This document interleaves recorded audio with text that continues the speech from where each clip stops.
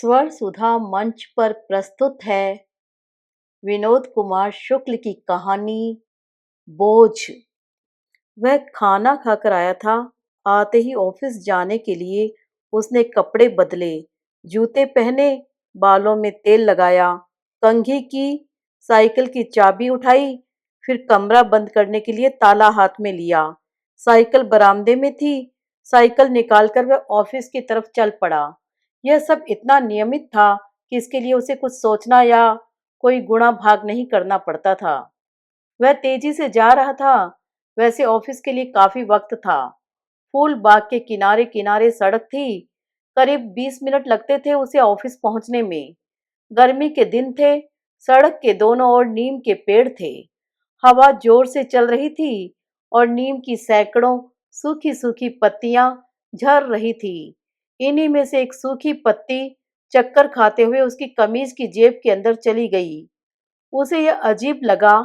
Cycle चलाते चलाते जेब के अंदर बायां हाथ डालकर उसने पत्ती को निकालना चाहा, तो पत्ती टुकड़े टुकड़े होकर उसकी जेब में रह गई। उसने साइकिल रोकी, जेब को उलटकर साफ किया। यद्यपि यह कोई साइकिल रोकने वाली बात नहीं थी और नीम की पत्ती के टुकड़े उसकी जेब में बोझ नहीं थे, लेकिन उसने यह सब किया। ठीक फूलबाग के दरवाजे के पास आकर उसके मन में यह बात आई कि उसने अपने कमरे में ताला नहीं लगाया है। वह यह याद करने की कोशिश करने लगा कि उसने अपने कमरे में ताला लगाया है या नहीं। उसे बार बार यह लगा कि अब की बार वह जरूर ताला लगाना भूल गया है। कल भी उसे यही शंका हुई थी। आधे रास्ते से लौटकर वह अपने कमरे में गया था। ताले को खींचकर देखा था। ताला बंद था। ताला बंद पाकर बेफिक्र होकर वह ऑफिस चला गया था। 2 दिन पहले उसे तनख्वाह मिली थी। उसके कमरे में केवल एक पेटी थी और एक बिस्तरा था। पेटी में ताला नहीं था।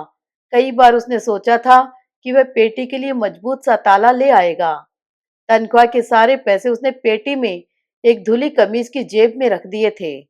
फिर ऊपर से अंदर एक रुमाल रख दिया था ताकि इधर उधर कपड़े करने से जेब से रुपए न गिरे। हो सकता है उसका यह भी मतलब हो कि जेब के रुपए रुमाल में छुप जाएंगे और एक बारगी नजर उस पर नहीं पड़ेगी। वह लश्कर होटल के पीछे एक कमरे में किराए पर रहता था। बाएं तरफ के कमरों से होटल का नौकर भागवत झाड़ू लगाते हुए आता था। भागवत को इस बात की थोड़ी सी झिझक नहीं होती थी कि कमरे में कोई नहीं है, इसलिए उसे अंदर नहीं घुसना चाहिए। कई बार ऐसा हुआ था कि जब वह नहाता रहता था तो उसके सूने कमरे में भागवत झाड़ू लगाने पहुंच जाता था। ऐसी स्थिति में जल्दी जल्दी नहा धोकर वह कमरे में लौट आता था। वह नहीं चाहता था कि उसकी अनुपस्थिति में भागवत उसके कमरे में रहे। इन होटल के नौकरों पर उसे थोड़ा भी भरोसा नहीं था। यद्यपि अब तक उसे शिकायत का कोई मौका नहीं लगा था। शायद उसने अपने कमरे में ताला लगा दिया है। उसने सोचा, हो सकता है नहीं लगाया हो। मन ही मन अपने आप पर वह गुस्सा हो रहा था। जबरदस्ती उसने एक वहम पाल लिया है। अब भी मौका है। उसने सोचा, उसे लौटकर देख आना चाहिए। इस बार ताला लगाना वह वाकई भूल गया है। कोई इतना बड़ा जुआ खेले? तनख्वाह के सारे रुपए हैं। बस थोड़ी और साइकिल चलानी होगी। लेकिन उसके रुपए तो बच जाएंगे। दफ्तर को अभी काफी वक्त है। वह आसानी से लौटकर ठीक समय में ऑफिस पहुंच जाएगा। वह सोच रहा था कि उसे जाना चाहिए या नहीं जाना चाहिए। उसकी साइकिल की रफ्तार धीरे धीरे कम हो गई थी, लेकिन यह बात उसे बिल्कुल नहीं मालूम थी। इसी धीमी गति से उसने चौराहे का एक गोल चक्कर लगाया। उसके बाद वह तेजी से अपने कमरे की तरफ लौट रहा था। रास्ते में बर्फ के एक ठेले से वह टकरा जाता, लेकिन वह अपने को संभाल ले गया। जब वह अपने होटल पहुंचा तो बरामदे में भागवत खड़ा था। उसे भागवत का बरामदे में खड़ा होना बिल्कुल अच्छा नहीं लगा। साइकिल में ताला लगाकर वह अंदर आया। पता नहीं क्यों वह अपने चेहरे और चाल ढाल से भागवत पर यह जाहिर करना चाहता था जैसे वह बहुत जल्दी में है और कोई जरूरी चीज कमरे में भूल आया है। सीढ़ियों से चढ़ते वक्त पलटकर उसने देखा, भागवत उसकी तरफ देख रहा था। धत तेरे की! मन में उसने गाली दी, साला कहीं यह समझ तो नहीं गया कमरे के सामने आकर क्षण भर के लिए उसने पलटकर फिर देखा, भागवत अब वहां नहीं था। जल्दी से ताले को खींचकर उसने देखा, ताला बाकायदा बंद था। फिर सीटी बजाते हुए, जूतों को खटखटाते हुए वह नीचे उतरा। नीचे खाना बनाने वाले पंडित से उसने पीने के लिए पानी मांगा। एक गिलास पानी पीकर उसने कहा कि एक गिलास और दे, उसे बहुत प्यास लगी है। 2 गिलास पानी पीकर वह ऑफिस की ओर रवाना हुआ। अब वह अपने आप को काफी हल्का महसूस कर रहा था। रास्ते में एक होटल पड़ता था। साइकिल रोककर उसने वहां दीवार घड़ी की तरफ देखा। 11 बजने के लिए अभी आधा घंटा बचा था। उसने सोचा कि उसने बिल्कुल ठीक किया कि ताले को खींचकर देख लिया। उसे तसल्ली हो गई, नहीं तो ऑफिस में उसका मन इसी तरफ लगा रहता। ऐसा धोखा तो हो जाता है, भूल सबसे होती है। एक ही तरह की भूल कई बार हो सकती है। उसके तो पूरे 150 रुपए चले जाते।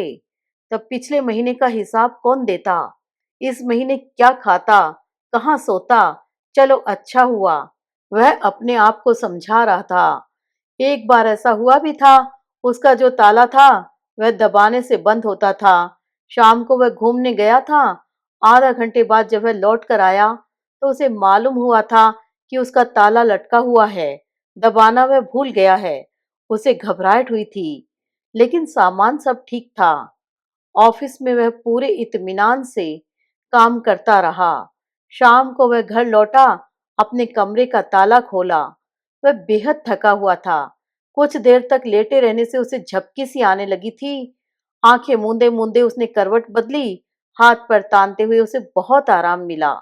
उसे लग रहा था जैसे सैकड़ों मंजिल सीढ़ी चढ़ने के बाद वह अपने कमरे में आया है।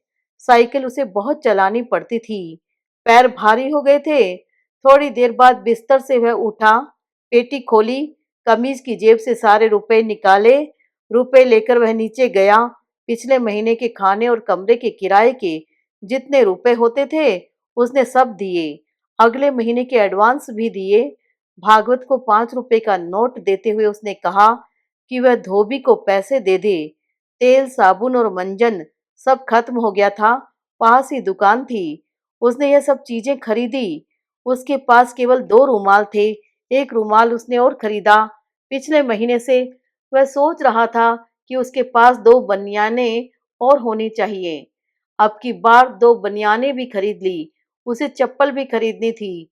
केवल एक जोड़ी जूता था, लेकिन अब उसके पास 8 रुपए और कुछ आने थे। पूरा महीना गुजारना था। चप्पल खरीदने लायक पैसे होते तो वह जरूर खरीद लेता। सारा सामान लेकर वह अपने कमरे में आया। दूसरे दिन ऑफिस जाने के लिए उसने नई बनियान पहनी, कपड़े बदले, नया रुमाल रखा, बाल संवारे, जूते पहने, साइकिल की चाबी ली, कमरे में लगाने के लिए ताला लिया। कुछ दूर चलने के बाद प्रच्छन्न रूप से उसके दिमाग में हल्के हल्के एक कमजोर सी बात उठी कि शायद उसने अपने कमरे में ताला नहीं लगाया है। वह मुस्कुराया और सिर झटककर उसी तेजी से साइकिल चलाता रहा। तब उसकी तरफ कोई देखता तो उसे अकारण मुस्कुराते देखकर जरूर आश्चर्य करता। रास्ते में उसे सड़क के दोनों किनारों में वही नीम के पेड़ मिले। गर्मी के दिन थे, सैकड़ों सूखी सूखी पत्तियां झड़ रही थी। लेकिन ऐसा कोई संयोग नहीं हुआ कि एक नीम की पत्ती चक्कर खाते हुए उसकी जेब में चली जाती। वह बिना कहीं रुके उसी तरह साइकिल चलाता रहा। उसकी साइकिल की रफ्तार में थोड़ी भी कमी नहीं आई।